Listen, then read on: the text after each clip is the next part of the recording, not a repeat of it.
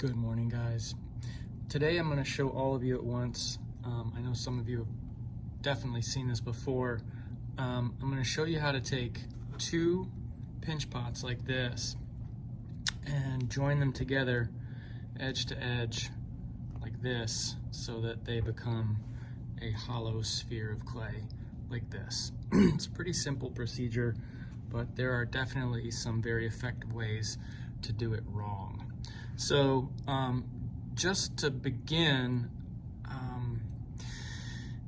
the shape and details about each of your pinch pots are kind of important for a thing like this, because you want to make them with the intention of putting them together. Like, you wouldn't make one of these in the exact same way that you would make a cup.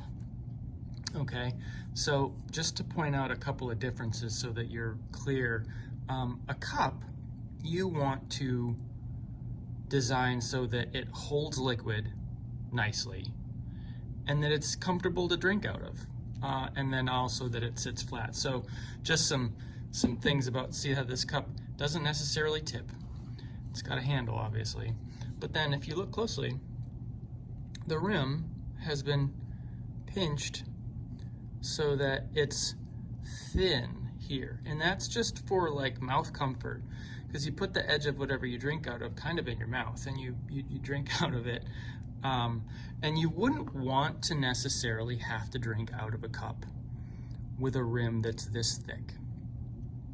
Okay, it's just a lot of material, and it doesn't leave very much room for like sipping beverages, you know, like a hot beverage that you would drink out of a cup like this.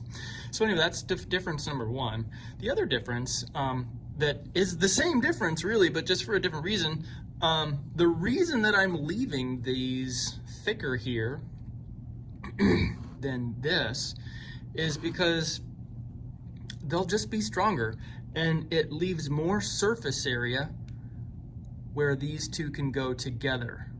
You know, so if we were putting together two cups and they were both thin like this, there wouldn't be much surface area for the two cups to sort of join. You know, it's this thin band. So a much stronger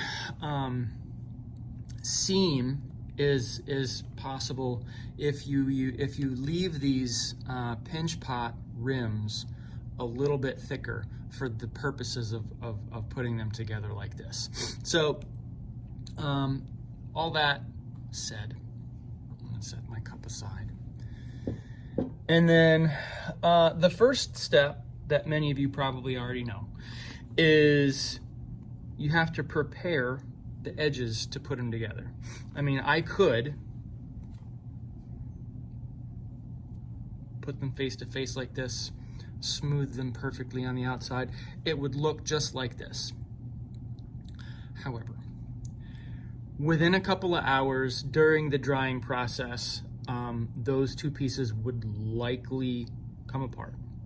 And the reason that is because the clay particles on the inside, where they actually have the most surface area contact in here, they come apart if they're not actually bonded well. Anyway, the way that we bond them well is basically a three-step process. And the first of those is to score all the way around like this. I'm not gonna make you watch me do that, but I'll. So to point out, the scoring process is actually pretty important. You really need to kind of be aggressive with it, especially for big chunky pieces of clay like this. This will work. I've really opened up the surface. There's lots more surface area. And what I want to encourage you to avoid, or resist the temptation to do, is to do this and call it scoring. Because you have in fact put marks, but it's not really going to be very effective as a scoring technique to help clay stick together, because you're not just doing the marks as some sort of like perfunctory step or hurdle to make me happy. You're doing it so that your pieces of clay will hold together. And if you rely on this look of scoring, it really won't. So now that I've got both of these scored properly, I've got them proportioned. I don't know that that's saying it the right way. I've got the rims the same size. They're the same proportions as far as depth and circumference, diameter, all that is approximately the same, or it's similar enough to where they're going to go together closely. They're going to go together so that the perimeters match. Duh, I can't talk this morning. So the next step is to add a little water to your score marks all the way around on both pieces. And you're really looking to kind of saturate those score marks with water.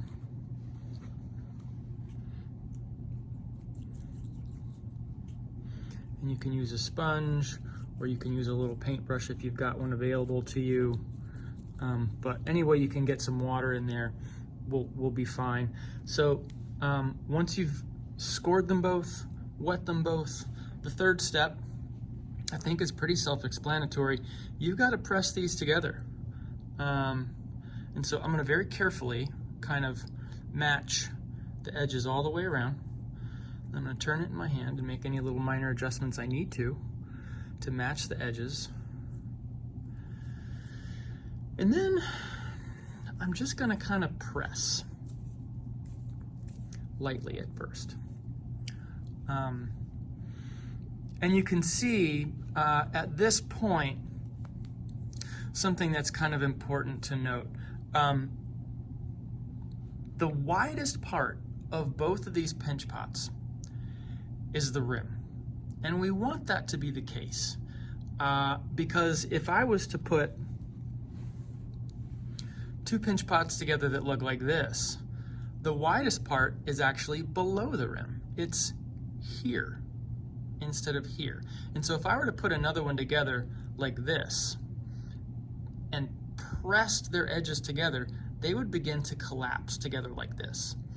And that doesn't work all that well. But if you have them shaped so that the widest part is right at the rim on both of them, then that creates a much stronger union between the two. So I'm gonna, at this point, lightly start to kind of push the edges together like this.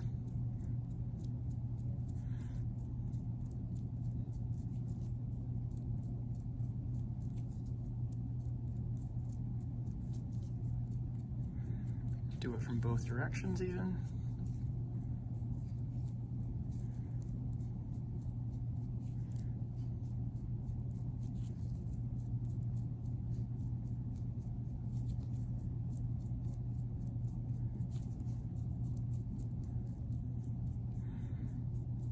And this should take a couple of minutes. It's not something that you want to rush through. And then I'm just going to kind of give it a general smoothing. And at this point, you're going to set these to the side. And you're going to let them dry out for like half an hour to an hour.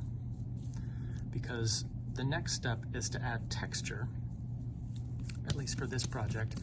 I'll talk to you about that in a minute. But in essence, you're done with these for right now.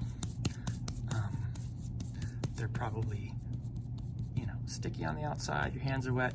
And to really be able to move forward with the next steps for what we're going to do with them, they need to be a little dry on the outside. Not super dry, not like dry like this, but what we refer to as leather hard. And it shouldn't really take much more than, half an hour to an hour to really start to have a non-tacky surface. So you'll want to leave them out and then check on them several times over the next hour or so. And right when you feel like they're not sticky, You can definitely tell that they're starting to feel a little firmer. Go ahead and wrap them up for tomorrow's class.